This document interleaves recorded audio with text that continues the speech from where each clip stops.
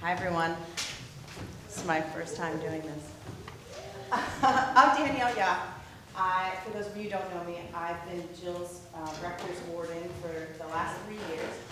And my husband and I have been coming to St. John for almost 12 years. We started coming when my oldest son, James, was 1, and now all 4 of our children come here. James is helping at Children's Chapel, and Henry is the youngest. He's over there. He's 4.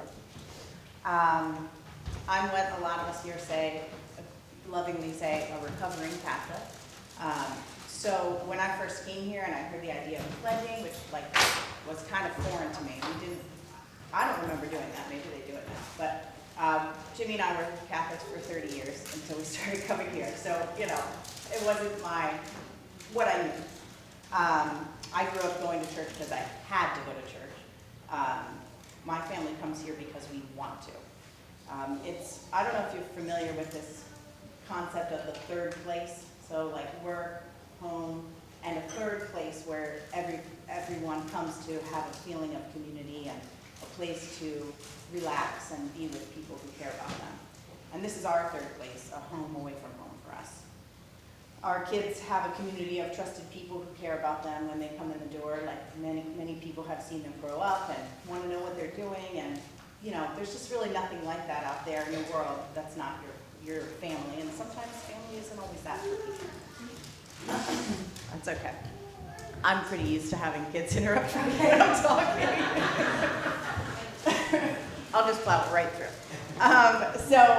And Jimmy and I feel like this is a place we can come to when we're sad or scared or the uncertainty of the world weighs on us, to hear wisdom from Jill and Terry and our former pastor at the pulpit, or be among people who care about us when things feel heavy. When I was younger, giving money as a Catholic always felt kind of weird to me because it felt like it was going to some big nebulous organization headed in Rome, and felt like money was going to legal defense fund for stuff that I found indefensible. But here, it keeps our lights on, pays for our heating bill, and it's really clear what we use our money for. So I asked Jill for this because when we were brand new and new to pledging, this really visual helped me understand it's not just, we're just not asking for any amount of money, we're asking to just help pay the bills to keep this place going. So you can see exactly where they're going. You can see our total expenses are about $356,000. I appreciate that. It's a super detailed number. That's $21 away from $356. And that's about $27.50 per parish family per year. Am I doing it bad? I have to talk louder. I'll quote it closer. Sorry. Thank you. Thank you, peanut gallery. Okay. So that's an average of $2,750 per family, or about $230 per month, which is similar to my Costco. My Costco bill, geez, I wish it were. It's similar to my Comcast bill. Costco's way higher when you're feeding a family of 6. And so when I heard that as a new person, I was like, okay, that makes sense. That's a thing to shoot for. So that's an average number. Some families can contribute more. Some families can give less. Am I messing around? Okay, got it. And so we give what we can to support our third place, our home away from home. What you pledge is your intention. We know things change. Sometimes years are better and you want to give more at the end of the year. Sometimes they're not. And then you can't give what you pledged, and that's okay too. So I've been on the vestry, I don't know, for almost 6 years. And as a vestry member, when you pledge, it just helps us to know what we can allocate for the year, for programs, for outreach, and those kind of things. And because of our parish family's generosity, we've run a balanced budget for the last 3 years, which is unheard of in churches, right, Jill? Yeah.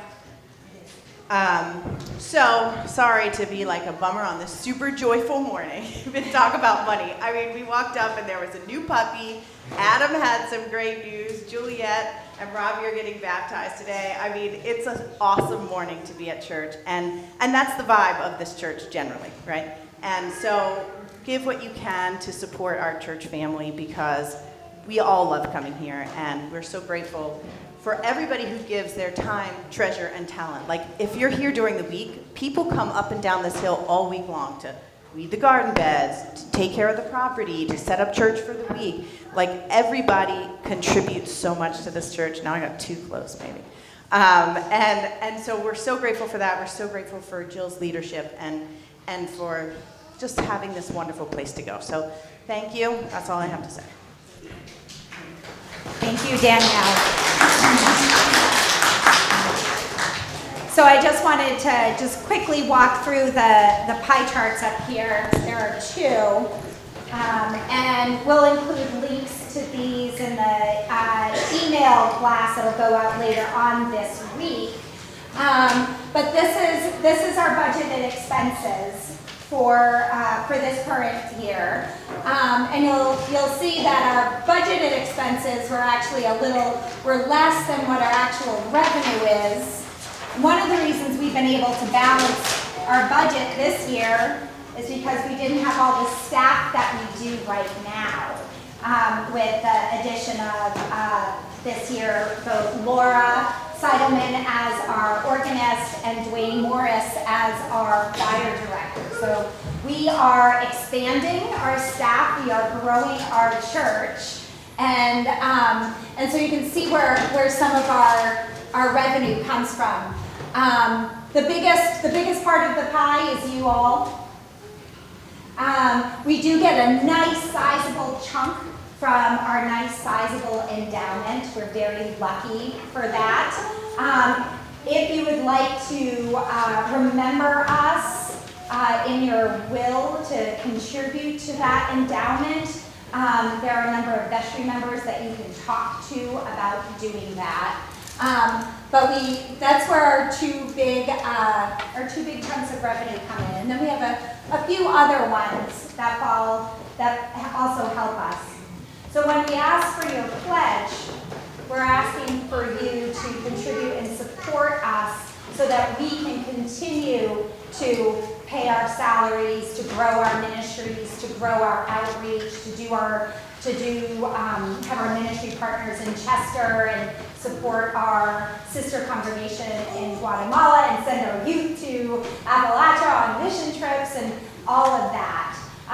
Those are the kinds of things when you receive your stewardship mailing this week, I ask that you think about as you're prayerfully considering what you want to contribute to St. John's this coming year.